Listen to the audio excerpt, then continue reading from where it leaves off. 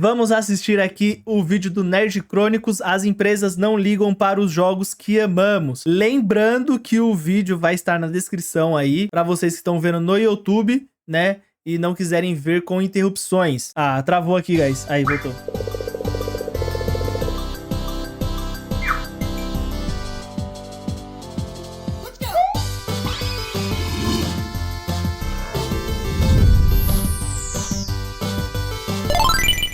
Olá, pessoas que habitam os confins da internet. Aqui quem fala é o Tucas.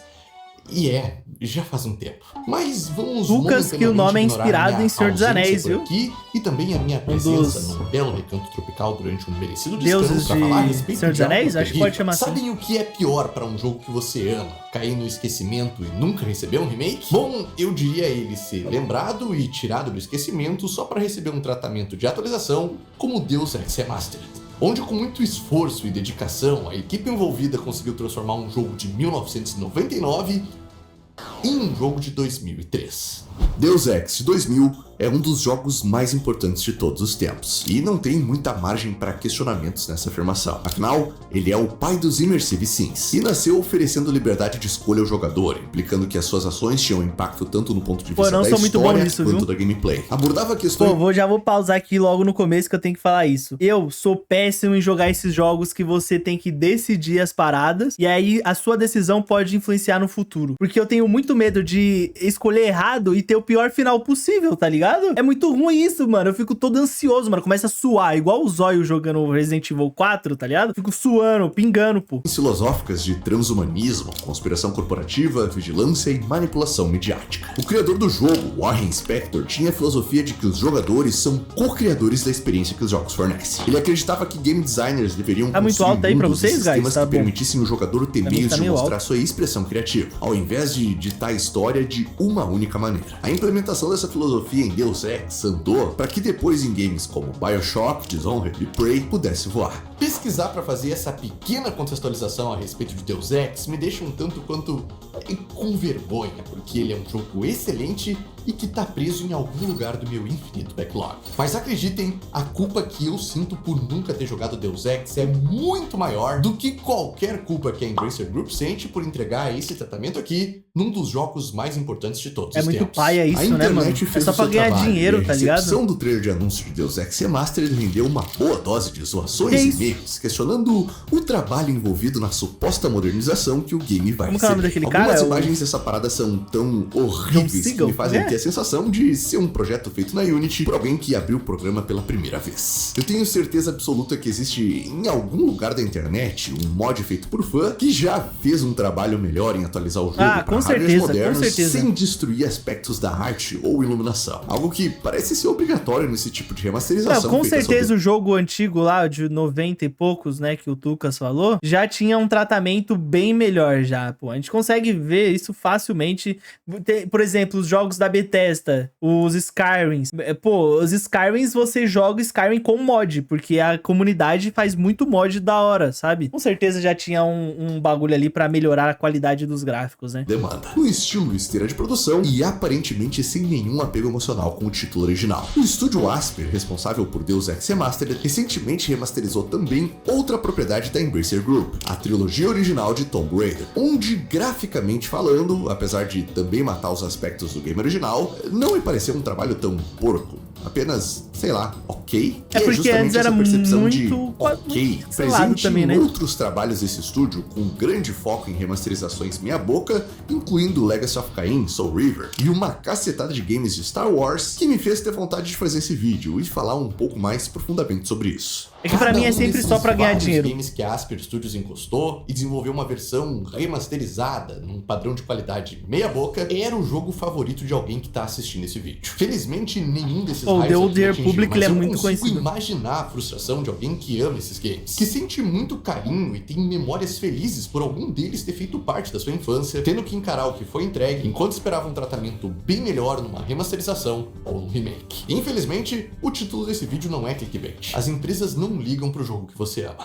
Porra, que desgraça! Vai tomar no cu, meu irmão! Que isso, meu Deus do céu. Tô tranquilo, pô. Final Fantasy Esse Tactics é vizinho. mais um jogo que recentemente recebeu um tratamento com o selo versão aprimorada. Esse termo, inclusive, é o meu favorito, porque ele facilita muito identificar um trabalho feito no mais puro e completo foda-se. Quando usam remake, normalmente eu comemoro, porque aqui quase sempre significa que o jogo foi feito do zero, com gráficos e Sim. mecânicas atualizadas. Se entende que existe muito mais trabalho e investimento quando a versão do jogo é um remake. Já remasters costumam ser incógnitas. Alguns são trabalhos meia boca, como os vários exemplos do estúdio Asper. Outros podem ser tão bons que são quase remakes, como Dead Rising e Oblivion. Games que, graficamente falando, tiveram retrabalho de cabo a rabo, mas que seus estúdios foram humildes e chamaram de remaster. Agora, quando usam qualquer coisa parecida com versão aprimorada, amigo, pode ter certeza que os envolvidos Eles só deram deixaram seu em HD, máximo tá ligado? pra entregar o mínimo. Olha só, quem acompanha o canal conhece a minha picuinha com JRPG e já sabe que Final Fantasy não é minha praia, mas nossa senhora. Sem ironia, minha total mas- solidariedade pra todo fã de Final Fantasy Tactics que por anos aguardou cheio de expectativa uma novidade digna na série e recebeu isso aqui. Eu vi o anúncio Nossa, disso é ao muito, vivo mano. e eu ainda Olha não isso, consigo como que alguém acreditar vai uma das olhar pra isso e não vai falar que isso é só pra ganhar dinheiro, sabe? Tipo assim, eles não têm nenhum trabalho, pra fazer a parada. Mano, eu fico muito, quando eu falo sobre videogame, eu fico muito revoltado, mano, porque se existe uma indústria que faz tudo por dinheiro acima de cinema, é a indústria de games, mano. Os caras pagam um salgado e uma coca pros funcionários e eles mesmo assim querem, tá ligado? Puta, é complicado. Foi de 8-bit para 8-bit e meio. É isso, pô. É exatamente isso, mano. funções que essa atualização traz como recurso de modernização é basicamente aqueles filtros bilineares que deixavam os jogos de Super Nintendo no emulador Nossa, parecendo que bagulho uma aberração. Aqueles lá que bizarro. suavizam as bordas e destroem a pixel art original. É, Os caras realmente meu pegaram um Deus dos do títulos céu. que os fãs mais aguardavam por um remake, colocaram um filtro de suavização de emulador, uma iluminaçãozinha, textura de papel e nosso trabalho aqui está pronto. Lance esse jogo. Sério, será que eu consigo fazer um remaster desse nível? Eu vou pegar aqui um dos meus jogos favoritos do Super Nintendo que tá completamente esquecido. Esquadrão Marte. Eu vou começar colocando esse filtro cagado que destrói a pixel art e deixa as linhas de contorno suavizadas. Depois eu vou aumentar o contraste e aumentar a saturação, para tudo parecer um pouco mais colorido. Vou distorcer o jogo até a proporção dele se adequar a 16:9, adicionar um Gaussian Blur em cima e embaixo para dar esse efeitinho de miniatura que tá na moda nesses jogos, e para finalizar, adicionar a textura de papel de aquarela, numa opacidade bem baixinha por cima de tudo. Voilá! Com vocês, Esquadrão Marte versão aprimorada. Olha isso, só, mano. que trabalho impressionante. Tô seriamente considerando largar o YouTube e mandar meu currículo pra Square Enix. Olha que bagulho Pra dizer a bizarro, verdade, tá ligado? impressionante mesmo.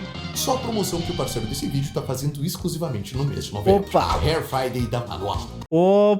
Tô precisando, viu? Tô precisando. Se quiser me patrocinar aí, viu, Manual? Que eu tô precisando mesmo, viu, mano? Me ajuda aí também, viu? Tô precisando desse patrocínio aí, viu? Pode me patrocinar aí, vou ficar muito feliz, viu? Que eu tô precisando de verdade. Das possíveis para citar nesse vídeo, a Square Enix talvez seja a líder nesse ranking extremamente específico e que só existe na minha cabeça, das empresas que menos têm noção do quanto o público ama seus games. A Square Enix tem uma particularidade rara, algo que na maioria dos cenários seria algo bom, num mundo cheio de adultos que aguardam por um tratamento especial em títulos que jogaram quando eram crianças, acaba sendo um baita problema. Ela tem jogos demais. Ah, Muita caraca. gente não sabe disso, mas a Square Enix nem sempre foi Square Enix. Antes existia a Squaresoft e a Enix, que atuava como publisher. Cada uma delas isolada já tinha uma cacetada de jogos com uma legião de fãs. De um lado tinha Final Fantasy, Chrono Trigger, Secret of Mana, Parasite Eve e muito mais. De outro tinha Dragon Quest, Star Ocean, Valkyrie Profile, ActRaiser e muito Tem uma mais. música do Quando Bring as Me the duas se Horizon, fundiram que é lá em Parasite 2003, Eve. depois da Square ficar mal das pernas por Será causa que é de toda a referência? grana que gastou no filme de Final Fantasy,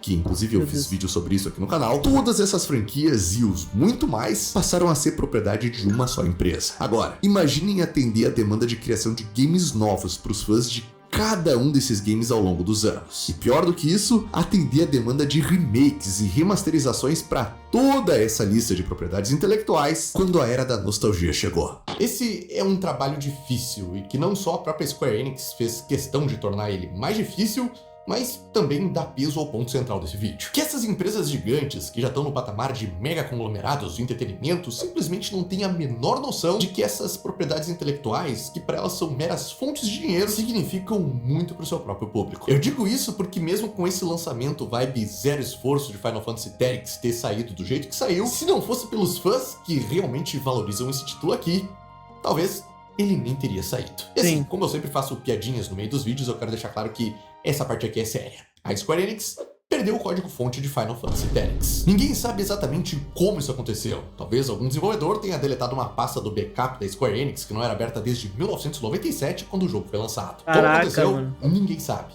Mas aconteceu. E graças a sites de fãs que tinham arquivos do game original preservados, foi possível que os desenvolvedores desse port aqui pudessem trabalhar sem ter que sair do zero. É muito irônico pra mim que a versão comercial de Final Fantasy Tactics Ivalice Chronicles só existe porque os fãs, por amor ao game, disponibilizaram online ao longo dos anos diversas versões do jogo visando a sua preservação. Algo muitas vezes nessa indústria acaba gerando processinhos por violação de direitos autorais pra quem é dono desse tipo de site. Vou te dizer, se existe um público que é apaixonado de verdade pelas obras deles, pelas obras que eles consomem, é o público de videogame, pô. Ixi, fiz bosta aqui, guys. Calma aí.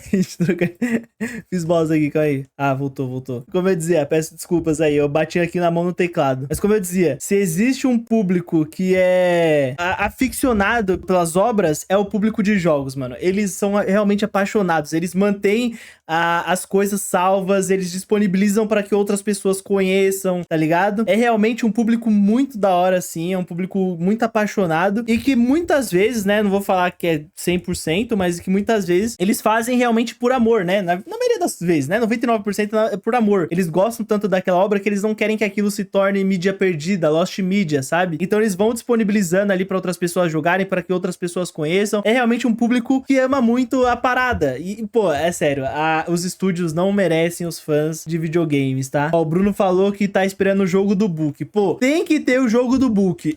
O primeiro jogo que eu vou jogar vai ser o jogo do Hulk. Não é o do Book, mas é o do Hulk, né? Já acho que já tá de bom tamanho. Mas tem que ter o jogo do Book, viu? Aqui que o principal motivo pra Square Enix fazer versões aprimoradas com a bunda é porque ela tem muitas propriedades intelectuais. Mas se fosse pra apostar, eu realmente apostaria nisso. Basicamente, todo lançamento oficial dela chega com bugs, problemas de portabilidade, paradas mal feitas que ferram a arte original do jogo, e daí os fãs precisam meter a mão na massa pra salvar a parada e deixar a experiência mais bacana. Foi assim, por exemplo, com o port mais recente de Chrono Trigger, de 2018. A galera correu pra fazer mods e deixar a experiência agradável. Enquanto isso, demorou um bom tempo pra Square Enix lançar um update oficial pra corrigir o próprio port. Foi a mesma coisa com o port mais recente de Final Fantasy IX, lançado em 2016. Nossa, que Ele é estranho. mais um game que a Square se complicou por não preservar tudo o que precisava. A equipe não tinha os arquivos de parte dos assets usados no game, e as imagens dos fundos pré-renderizados precisaram ter a sua resolução, entre aspas, mas por que não faz o jogo tudo de novo, tá ligado? Começa do zero. Que nem se compara com o resultado que seria possível caso o estúdio responsável ainda tivesse acesso aos arquivos originais intactos e prontos para serem renderizados numa escala maior. Adivinhem só quem salvou o dia? Óbvio que foram os fãs. Olha só que coisa maravilhosa o Moguri Mod. Essa parada aqui, de fato, faz um trabalho de modernização desse port melhor do que qualquer coisa que a Square Enix sonhou em lançar. E sim, eu tô elogiando um JRPG. Tão felizes? Mas sério, isso aqui é maravilhoso. Os fãs de videogames são os melhores fãs. Que o fã tem são melhores do que os fãs de cinema, são empresa, tudo. Que muitas vezes é lançado na base do foda-se. E faz parecer que estão fazendo um favor. Ó, o Bruno falou que o Atari, o Master e o Mega Drive também tem jogos de filme. Eu lembro que o Atari tem aquele jogo do ET, que é aquele jogo lá que flopou e aí cimentaram lá, enterraram os jogos, né? Eu vou fazer... Mano, será que dá pra mim achar? Eu acho que eu consigo achar fácil a room de ET, né? Eu vou achar, hein, Bruno? Vou trazer aqui uma live jogando o ET do Atari. Isso ia ser da hora, né? Ia ser engraçado. Como se os estúdios envolvidos não fossem receber muita grana da galera interessada e que vai comprar o game. Eu não sei se eu já tive a oportunidade Lembro que no 64 tem o jogo do 007 também, o GoldenEye. Eu vou aproveitar pra falar aqui, talvez pela primeira vez, isso bem rapidamente. Eu gosto muito de Dino Crisis. E eu aguardo ansiosamente pelo dia que a Capcom vai lembrar desse jogo e atualizar a narrativa e a gameplay dele aos padrões dos remakes de Resident Evil. Dado o histórico do canal, é um pouco arriscado falar isso em voz alta, mas eu não consigo mensurar a minha tristeza caso a Capcom lembrasse desse jogo para lançar uma versão aprimorada padrão esforço zero. Recentemente, um port oficial das versões de PC do jogo foi lançado na GOG, e até que vendeu bem pra um jogo que só um maluco de... Você acha que eu não consigo achar o ET, mano? Pô, é que muita cópia dele foi perdida, né? Eu acho que ET é difícil. Eu lembro que tinha um do Prenda-me Se For Capaz, eu acho que é alguma coisa assim, que é só um policial correndo atrás de um bandido, alguma coisa do tipo, mas eu não sei se é do Atari, eu acho que não, né? Roupão se importa. Mas enfim, esse port foi basicamente o trabalho de duas pessoas que só pegaram as versões originais do jogo no PC e focaram em deixar ele jogável em sistemas modernos. Não é nada que dá pra chamar de remaster e muito menos de remake. Nesse sentido, já faz alguns anos que Survival Horrors clássicos da Capcom recebem mods feitos por fãs, através de recursos de upscaling com IA aplicados nos seus fundos pré-renderizados. O ET, ele foi recolhido, mas teve uma... eu lembro de um documentário que eles fizeram, que eles descobriram um monte de fitas do ET enterradas, né? Porque eles não podiam recolher todas, tinha alguma treta, assim. E aí tinha um monte delas enterradas, né? É bem bizarro isso. Esses projetos existem há bastante tempo, desde que a IA não era esse monstro absurdo que tá hoje em dia. No que diz respeito a esses games clássicos, eu não ia me surpreender nem um pouco. Eles estão fazendo remaster através de IA, pô. A pegar os fundos originais e colocar eles na IA, não pra fazer upscaling de imagens, mas recriar essas imagens fazendo elas fotorrealistas. E sabendo que existem funções na IA pra animar imagens estáticas, com uma modelagem atualizada dos personagens, daria pra fazer algo que, sem dúvida alguma, mataria a arte original, mas que ao mesmo tempo seria visualmente impressionante pra uma boa parte do público.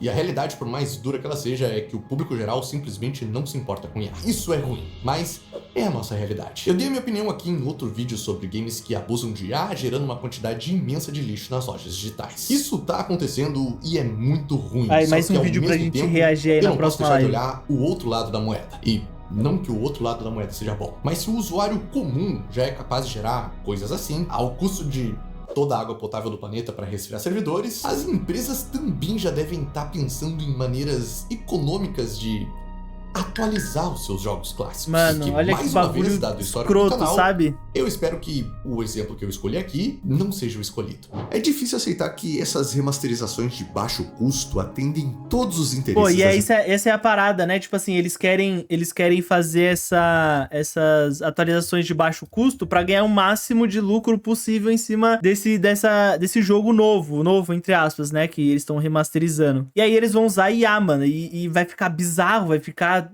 tosco, vai ficar algo que, tudo bem, visualmente falando, pode ser até bonitinho. Bom, se inscreveu no canal. Ó, Moon, bem-vindo ao canal aí, Moon. Muito obrigado aí por se inscrever. Gostei bastante, muito obrigado. Fiz até o negocinho aqui, ó. Achei da hora. Eu não sabia, eu tinha esquecido que eu tinha configurado isso. E eles vão fazer isso, vai ficar visualmente bonito. Pode até ficar visualmente bonito, mas, pô, fica meio estranho. Não fica algo feito, sabe? Não parece que foi feito por alguém que pensou naquele cenário, que teve todo um trabalho. Não, parece só que eles geraram um prompt, sabe?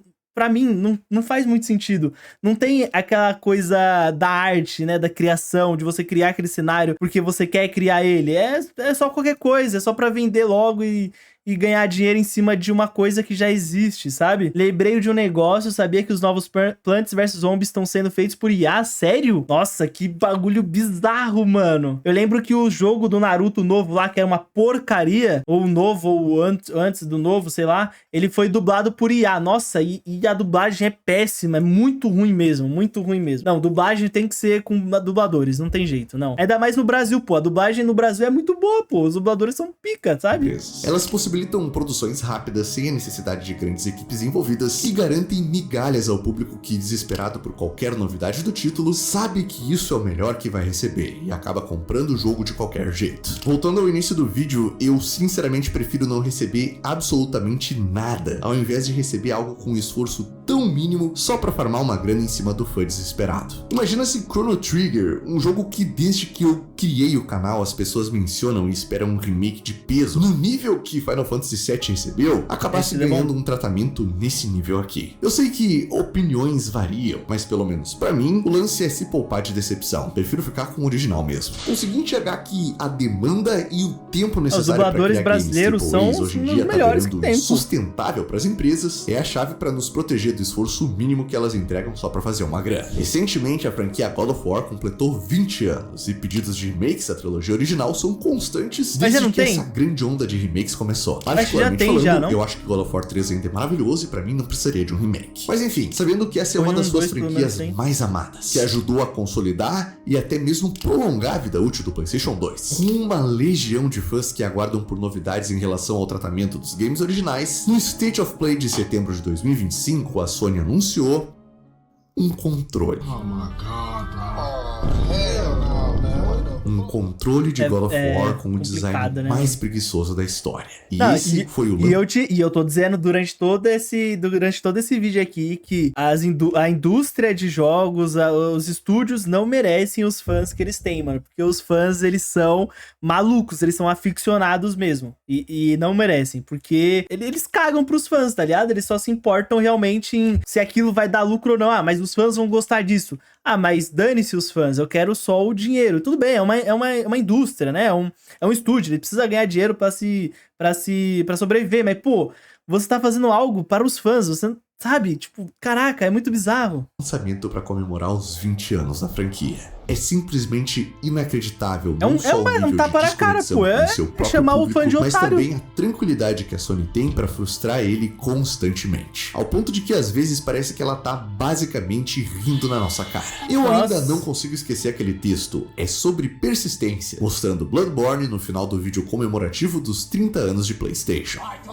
Esse é sobre persistência, é sobre o game, que é um Souls-like e esses jogos envolvem persistir pra progredir, ou é sobre os fãs que aguardam incansavelmente qualquer migalha de novidade a respeito de Bloodborne, mas nunca ganham absolutamente nada. Absolutamente nada mesmo. Pra vocês terem noção, os caras nem ao menos têm um patch pra esse jogo rodar 60 FPS no PlayStation 5. O que seria possível com folga, mas no PlayStation 5 a parada é travada a 30 FPS e roda na mesma resolução. O Bruno falou que vai sair um novo filme do Mario, né? Eu vi que vai sair um novo, né? Eu vi até escolher, acho que a mulher lá que faz a Capitã Marvel vai fazer uma dos personagens também. Eu vi que tinha outro cara lá.